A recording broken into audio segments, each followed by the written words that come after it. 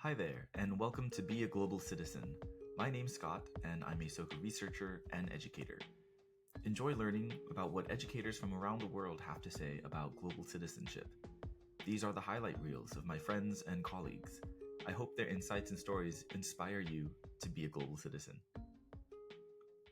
I think a lot of my life actually has been preparation for global citizenship. The story starts with my mom, who is, a young girl in Texas, which is where I was raised mostly. And she has an aunt, Aunt Bernie, who travels the world, leads this very glamorous life. So this is in the 1950s. So world travel was not something that a lot of people did. And every place that Aunt Bernie visited, she would send my mother a doll representing something about that culture. So, as you can imagine, right, by the time I come in to being and I'm a young child and I'm at my grandmother's house, there's this quite vast collection of dolls from around the world. On the one hand, some of these images are very stereotypical, right? They're tourist kind of, images of what you might see. But I think they had a really important impact on my mother, which is they really put in her head the idea of this life that existed outside of her lived experience. And so when I was a child, it was very important to her that my brother and I really have an experience somehow, right, of the world that was larger than the experience that she had had. And we were, in some ways, had the good fortune after she divorced and she was going to graduate school, and we were living on a university campus, a state university, North Texas State at that time, in a dormitory. She happened to be the hall director of the dormitory that had all of the international students. So here I am, I'm like 8 years old with a 2-year-old brother. And I met people from the Middle East. I met people from Africa and Asia and South America and whatever. And these were all kids that I looked up to, right? Because these were the university students, and I'm 8 years old. And, I aspire to be one of you one day. So that was really had an impact, I think, on both of us, my brother and I, in terms of our having that experience of meeting people and getting to know them, right? Then as political things happened in the United States or worldwide or whatever, it becomes when you've met someone or you have a personal connection to something, it becomes very difficult then to engage in rhetorics of hate towards those things or those people. So, when the Iran hostage crisis happened or, various things happened, like I knew of people.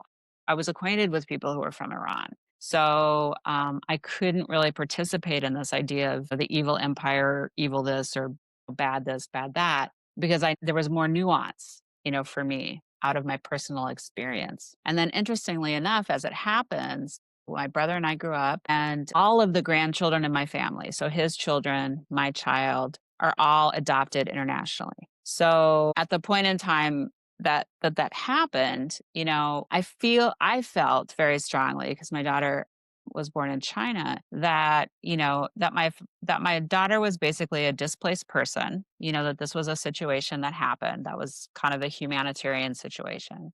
And that in agreeing to be her parent, that I was really agreeing to expand my life and my conception of the world to include,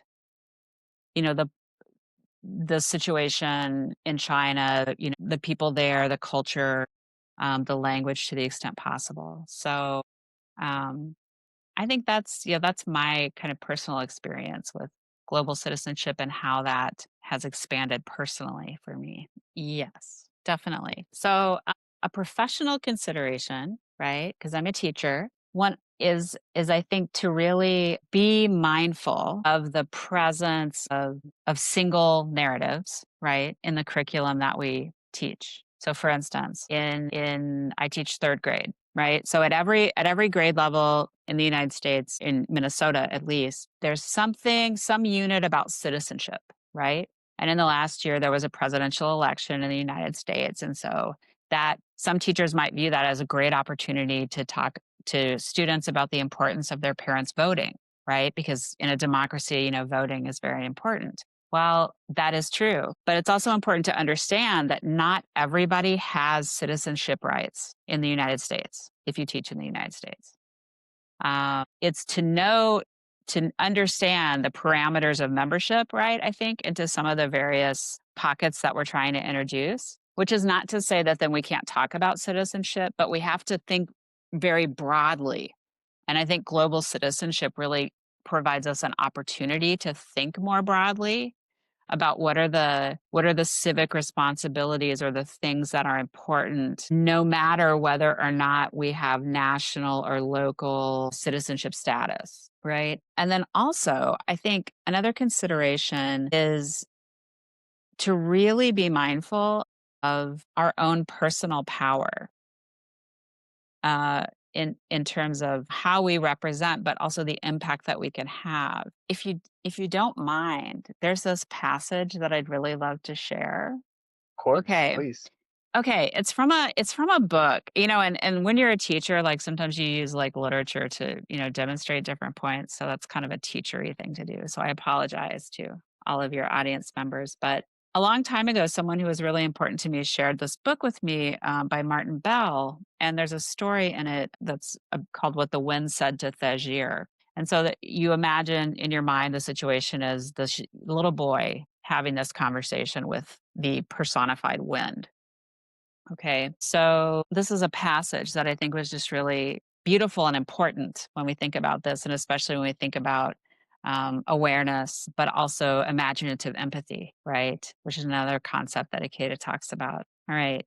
All right, then. Here is another secret that is almost as important as the first. So this is the wind talking. Regardless of what anyone else may ever tell you, regardless even of what your own experience may lead you to believe, you are everyone who ever was and everyone who ever will be. You are the whole of creation, past, present, and future. Decisions that you make today in what is called the here and the now will validate or invalidate everything that has gone before and make possible or impossible everything that is to come. Anything that hurts anyone hurts you. Anything that helps anyone helps you. It is not possible to gain from another's loss or to lose from another's gain. Your life is immensely important. Everything depends upon you. Sure. I think as